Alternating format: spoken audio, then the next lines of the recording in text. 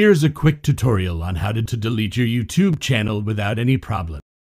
First, you'll want to open your browser and go to youtube.com. Click on the three dots in the upper right corner and select Desktop Site.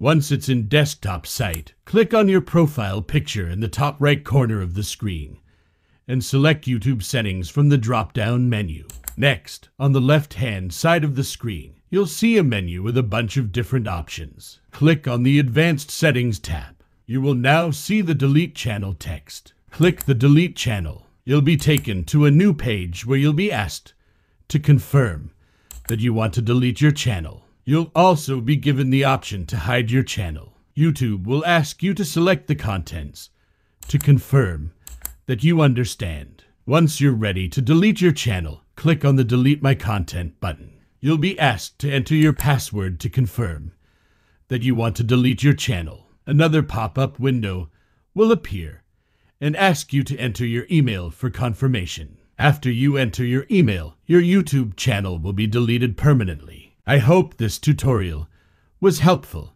and that you were able to delete your YouTube channel without any problems. If you have any questions or need further assistance, don't hesitate to ask.